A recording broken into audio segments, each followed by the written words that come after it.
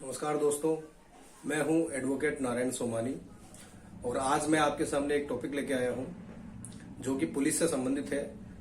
Police FIR दर्ज ना करे तो हमें क्या करना चाहिए। तो इसके लिए सबसे पहले दोस्तों हम ये समझते हैं कि अपराध कितने तरह के होते हैं और उन्हें दर्ज पुलिस कैसे करती है।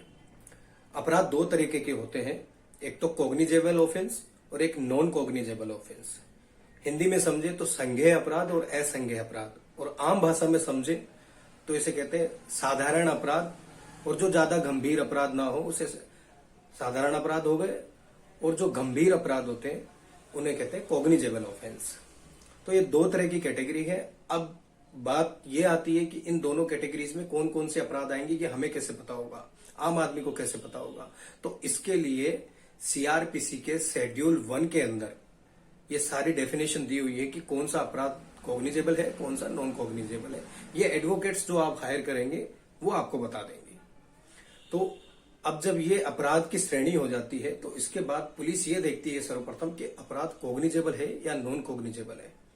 अगर कॉग्निजेबल होता है तो वो दर्ज होता है अंडर सेक्शन 154 154 के अंदर एफआईआर के अंदर दर्ज किया जाता है, एफआईआर रजिस्टर के अंदर दर्ज किया जाता है। और जो नॉन कॉग्निजेबल होते हैं वो उनके लिए एक अलग से रजिस्टर मेंटेन किया जाता है, NCR, non cognizable offence register. उसके अंदर जितने भी नॉन कॉग्निजेबल ऑफेंस होते हैं उनको दर्ज किया जाता है। तो ये दो अलग अलग रजिस्टर होते हैं, सबसे पहली बात तो ये होती है। और जो एनसीआर के बारे में मैं आपको बता दूं कि जो नॉन कॉग्निजेबल ऑफेंस होते हैं उनकी इंक्वायरी पुलिस नहीं कर सकती है जब तक कि मजिस्ट्रेट के ऑर्डर ना हो। तो हमें सबसे पहले मजिस्ट्रेट के ऑर्डर लेने पड़ते हैं, तभी पुलिस उसके अंदर इन्वेस्टिगेशन कर सकती है। हालांकि दर्ज कर सकती है पर इन्वेस्टिगेशन के लिए मजिस्ट्रेट के पास पावर है, और हम चाहें तो डायरेक्ट हम मजिस्ट्रेट के पास में भी एनसीआर में दर्ज करवा सकते हैं अपने रिपोर्ट। परंतु दूसरी साइड जो कॉग्निजेबल ऑफेंस है, जो संगीन जुर्म है, गंभीर मुद्दे हैं, उनको दर्ज कराने के लिए क्या करें, जो कि 154 के अंदर आते हैं, धारा 154 के अंदर दर्ज किए जाते हैं फर्स्ट इंफॉर्मेशन रिपोर्ट के अंदर, एफआईआर के अंदर। पर अगर पुलिस वो एफआईआर दर्ज नहीं करती है तो हमारे पास क्या रास्ते हैं। तो सबसे पहले हमें ये करना है कि पुलिस में हमें एक लिखित में कंप्लेंट देनी है। जो भी घटना हमारे साथ हुई है उसको एक अपनी आम भाषा के अंदर, आप चाहे अपनी हैंड राइटिंग में या फिर टाइप करवा के आप पुलिस में वो दे दें, और उसकी एक कॉपी अपने पास रखें और एक पुलिस में दे दें, और एक उसके ऊपर रिसीविंग जरूर लें पुलिस से। अन्यथा आपके पास कोई एविडेंस नहीं होगा कि आपने पुलिस में कंप्लेंट दी है या नहीं दी है। तो ये तो सर्वप्रथम कार्य होता है जो हमें पुलिस के ऑफिस में जाने से पहले करना होता है। अगर उसके बाद भी पुलिस आपका काम नहीं करती है, एफआईआर दर्ज नहीं करती है, तो अब हमारे पास रास्ता बचता है सीनियर ऑफिसर के पास में जाने का।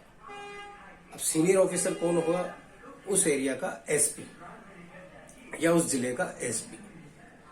तो सबसे पहले अब हम एक कंप्लेंट ड्राफ्ट करेंगे, जिसको पहले राइटिंग में लिखेंगे, और लिखने के बाद उसमें 2-4 लाइन और ऐड कर देंगे। जो आपने पुलिस स्टेशन में दी है, एसएचओ को दी है, वो ही सेम मैटर उसके अंदर हम लिखेंगे और उसमें 2-3 लाइन ऐड कर देंगे।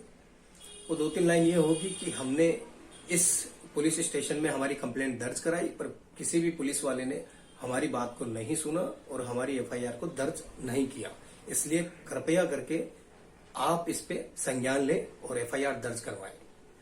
तो इस तरह से 2-3 लाइन उसमें ऐड करके और एसपी साहब के सामने हम पेश भी हो सकते हैं, और अगर पेश ना होना चाहें तो हम रजिस्टर्ड पोस्ट के थ्रू उनके पास में हमारी कंप्लेंट भेज सकते हैं।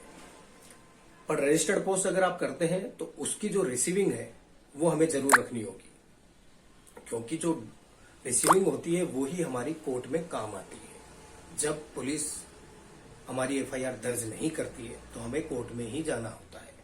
तो इसलिए आप एक रिसीविंग जरूर रखें और रजिस्टर्ड पोस्ट करवाएं या स्पीड पोस्ट करवाएं डाक के थ्रू, और उसकी एक रिसिप्ट अपने पास रखें, और उसका जो ट्रैकिंग रिपोर्ट है वो भी अपने साथ जरूर रखें।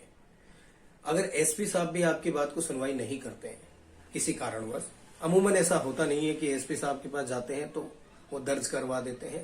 10% केसेस के अंदर ही ऐसा होता है कि एसपी ऑफिस जाने के बाद ही हमारे दर्ज हो जाती है, परंतु ऐसा बहुत कम देखा गया है। तो ये मान के चलिए कि वहां भी आपकी दर्ज नहीं हो पाती है। तो हम एक कंप्लेंट कमिश्नर ऑफिस में भी जरूर दे देंगे।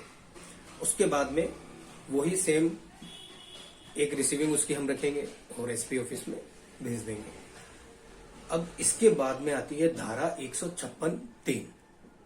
ये है एफआईआर दर्ज करवाने के लिए कोर्ट की दरवाजे पर जाने की धारा। 156(3) के तहत हमें कुछ फॉर्मेलिटीज करनी होती है, जो कि हम कर चुके हैं। सबसे पहले हमें पुलिस एचएचओ को कंप्लेंट देनी होती है लिखित में, वो हमने दे दी है, उसकी रिसीविंग आपने रख ली है। दूसरा, फिर उससे सीनियर ऑफिसर जो सुप्रिटेंडेंट ऑफ पुलिस है, एसपी साहब, उनको हमने दे दिया है कंप्लेंट, और उसकी रजिस्टर्ड कॉपी आपके पास में है। और तीसरा, हम सेफर साइड चलते हैं, कमिश्नर ऑफिस में भी हमारी कंप्लेंट दर्ज करवाते हैं। तो जब ये तीनों जगह पे हम कंप्लेंट दर्ज करवा देते हैं, उसकी जो रिसिप्ट आती है वो हमारे पास होती है। अब हम न्यायालय के पास में जाते हैं, एक एडवोकेट हायर करते हैं और उनके थ्रू 156(3) में एक एप्लीकेशन हमारे जुरिडिक्शनल जो मजिस्ट्रेट होते हैं उनके पास में हम दरखास्त हमारी लगाएंगे। अब लगाने के बाद में उसमें जज साहब हमारी सुनवाई करेंगे, और सुनवाई करने के बाद मामले की जेन्युइनिटी को देखते हुए वो एफआईआर के निर्देश कर देते हैं। 99% के अंदर ऐसा होता है कि लगभग मजिस्ट्रेट ऑर्डर करते ही हैं 156(3) के अंदर। बट कुछ मामले ऐसे भी होते हैं झूठी एफआईआर कराने के, जिसके अंदर कुछ लोग किसी से दुश्मनी निकालने के लिए झूठी एफआईआर भी करवाते हैं। तो वो न्यायालय समझदार है, न्यायालय ऐसे आदेश नहीं देते हैं। तो ये रास्ता था 156(3). उसमें फिर पुलिस को न्यायालय आदेश दे देता है और पुलिस को तुरंत उसके अंदर एफआईआर दर्ज करनी ही होती है। फिर पुलिस अपना काम स्टार्ट करती है। तो ये रास्ता था 156(3) का। और इसके साथ में कई बार ये होता है कि पुलिस हमें प्रताड़ित करती है बेवजह ही। अब पुलिस प्रताड़ित तो कर देती है, पर लोगों को ये समझ नहीं आता है कि पुलिस की शिकायत हम कहाँ करें और किस तरह से करें, क्योंकि लोगों की ये सोच होती है, और वास्तविकता में ऐसा देखा भी गया है कि पुलिस के कुछ अधिकारी एक दूसरे से मिले हुए ही होते हैं, वो एक दूसरे पे एक्शन नहीं लेना चाहते हैं। तो आम आदमी इसकी शिकायत भी कहाँ करे। तो इसके लिए एक ऑप्शन सरकार ने बनाया है, माननीय उच्च न्यायालय, सर्वोच्च न्यायालय के आदेश पर एक आदेश दिया गया था सर्वोच्च न्यायालय द्वारा। उसके अंदर कहा गया था कि पुलिस द्वारा प्रताड़ित व्यक्तियों और पुलिस कस्टडी के अंदर मारे गए व्यक्तियों और पुलिस में सुसाइड करे गए व्यक्तियों द्वारा, उनके घर वालों द्वारा पुलिस की कंप्लेंट की जा सकती है। उसके लिए पुलिस कंप्लेंट अथॉरिटी ओपन करी गई, हर स्टेट में भी और हर डिस्ट्रिक्ट में भी 2 लेवल पे ये होती है।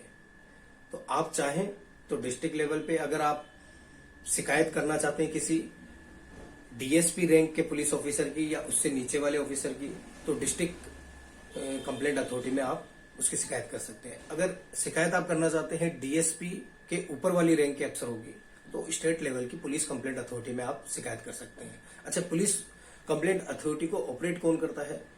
ऑपरेट करने वाला होता है रिटायर्ड जज होते हैं, या तो हाई कोर्ट के होंगे या सुप्रीम कोर्ट के होंगे, वो उनके चेयरमैन होंगे, तो वो उन्हें ऑपरेट करते हैं। तो आप वहां पे अपने एविडेंस के साथ में, फुल डिटेल के साथ में, कहां कहां गए आप, कैसे कैसे प्रताड़ित हुए, कोई आपके पास एविडेंस है, वीडियो है, कुछ भी, वो पूरे रिकॉर्ड्स के साथ में आप उन्हें कंप्लेंट कर सकते हैं और उस पर डेफिनेटली कार्रवाई होती ही है।